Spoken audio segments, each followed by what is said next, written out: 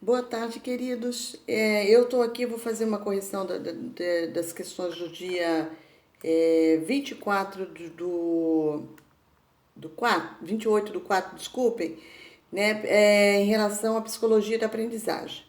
Tá? Bom, a primeira questão dizia o quê? Quais são os dois grupos, né, que explicam a teoria da aprendizagem? Né?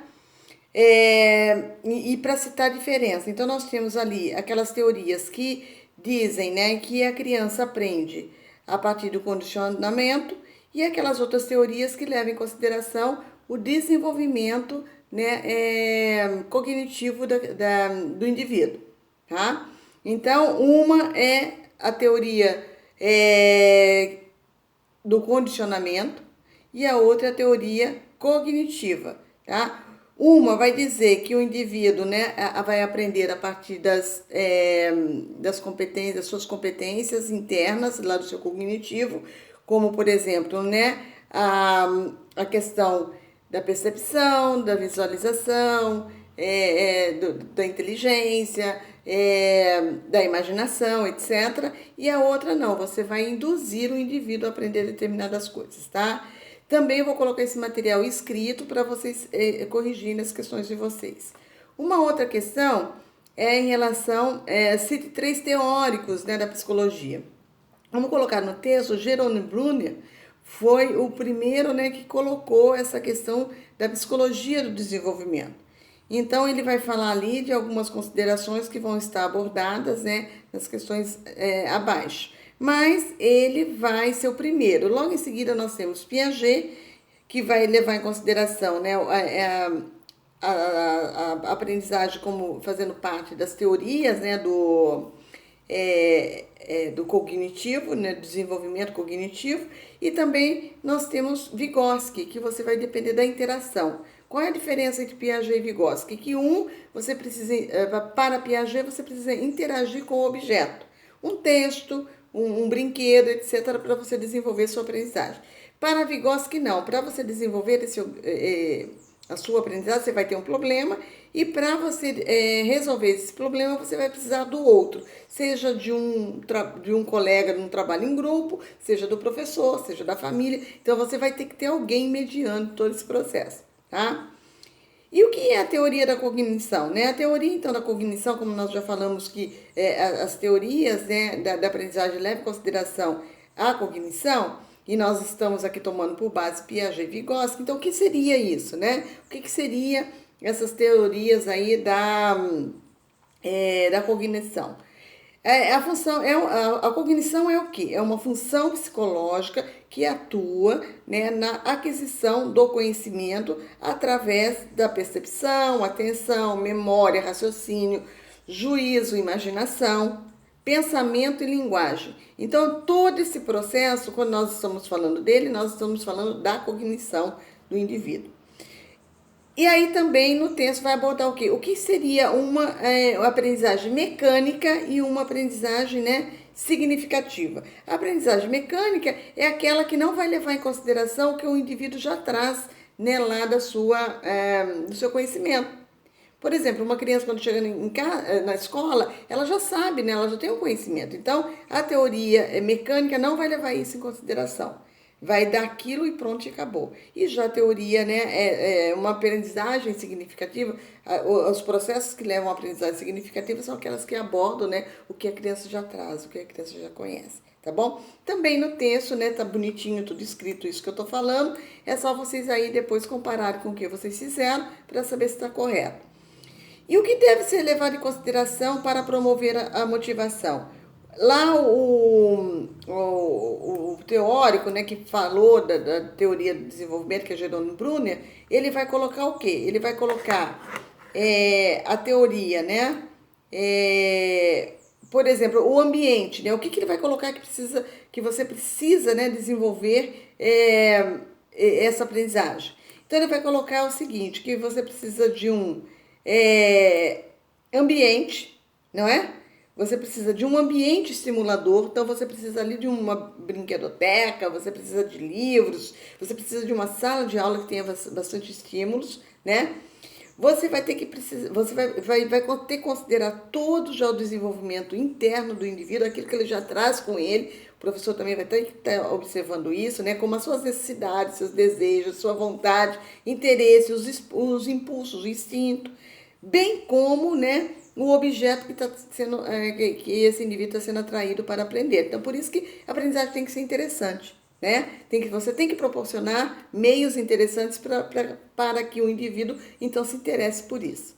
E quais são as condições, né, que o professor tem que criar? Ora, ele tem que propiciar a descoberta, né? Ele não pode dar tudo assim pronto para o indivíduo, né, para o aluno.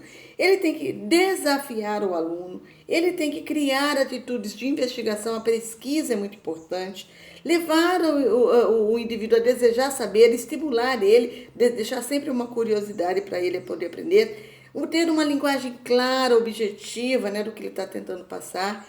Exercícios e tarefas, elas não podem ser muito fáceis e também nem muito difíceis. Então, o professor tem que fazer uma avaliação ali e analisar. Aí nós já vamos para a questão 7, né? Qual é a importância de Vygotsky, né? Como que ele vê a escola? Qual a importância da escola para Vygotsky? Por que a escola é importante? Ora, porque a escola vai ter um lugar onde tem uma organização do conhecimento sistematizado. Ele, então, ali, através do professor, que também tem toda uma sistematização organizada, ele vai, então, proporcionar, né, ao aluno esse ambiente. E isso daí vai ser facilitador para a aprendizagem desse indivíduo. Tá? A gente já discutiu isso em outros momentos.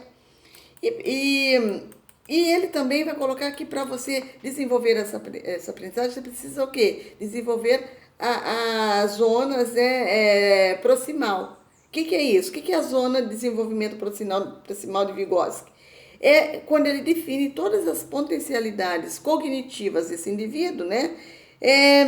A partir de um ensino sistematizado, da organização ali, tudo sistematizado, e o professor como sendo o mediador desse ensino. Ou então, até para desenvolver a aprendizagem, o contato com o outro, né? Com o outro colega, o trabalho em grupo aí, nessa perspectiva de Vygotsky é bastante importante, tá? E para Piaget, né? Como que vai se dar a aprendizagem para ele, né? A aprendizagem para Piaget já é diferente. Enquanto para Vygotsky você precisa do externo para você desenvolver a aprendizagem, para Piaget não. Piaget, o indivíduo ele vai aprender no próprio contato ali com o objeto. Por exemplo, o texto. Você entrega um texto para a criança, um livrinho de histórias. É um objeto onde ele está interagindo com aquele objeto. Então, sua aprendizagem vai se dar a partir dessa interação com esse objeto. Vai dar um brinquedo? A criança vai criar a hipótese e ali, então, ele vai desenvolver a sua aprendizagem, tá? Então, para Piaget, você precisa de um conflito, né? Você vai, por exemplo, olha só, eu quero que você construa uma torre. É um conflito para a criança. Tá, daí ela vai o quê? Assimilar tudo aquilo ali, ela vai acomodar esse conhecimento. Quando acontece todo esse processo, né, de conflito diante de uma situação problema, de uma assimilação daquela situação, e depois, quando ocorre a acomodação, ou seja, quando ela já consegue entender aquele momento, significou que houve uma aprendizagem. Então, isso é Piaget, né?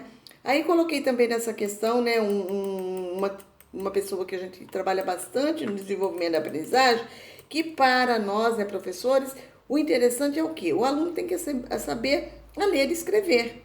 Esse é o nosso objetivo. E saber os conceitos, ou seja, dar significado àquelas palavras que estão sendo usadas para aquilo. Por exemplo, hoje aqui eu estou querendo que vocês entendam o conceito de adaptação, de assimilação, o conceito de desenvolvimento da aprendizagem, não é isso? Então, nós temos que aprender esses conceitos, tá? Aprender, não somente aprender, mas aprender, introjetar isso dentro de nós. E a Emília Ferreira vai falar dessa importância, né? Que tudo tem uma evolução na nossa vida, né? O desenvolvimento da escrita e da aprendizagem e da leitura, ela vai se dar desde o momento que a gente nasce até lá quando a gente morre. Então, em todo esse processo, a gente vai estar sempre nesse processo de aprendizagem de alguma coisa. E ela fala que isso é evolutivo. Não adianta, né, a gente fazer isso e não levar a aprendizagem, tá? E não desenvolver. Então, o professor tem que ter esse entendimento, que tudo tem um tempo. Então, se a criança representa uma palavra com uma letra, tá? Isso é o significado para ela, é a hipótese que ela conseguiu elaborar naquele momento. Então é isso que eu gostaria que vocês entendessem. Estou fazendo dessa forma hoje, né? Gravando o vídeo, porque eu tô com problema dentro da minha casa com a internet por conta de barulho. E aí eu resolvi fazer lendo, né, o texto. Eu vou colocar o texto com as respostas para vocês também. E mais um videozinho que eu vou jogar o link do YouTube, tá bom? Muito obrigada aí. Eu tô morrendo de saudades. Eu gostaria de estar na escola, trabalhando com vocês, falando com vocês, trocando, né? Bem nessa visão vigosquiana mesmo, mas infelizmente, né, o momento não está permitindo. Então, beijo no coração e até a próxima semana, tá bom? Beijos!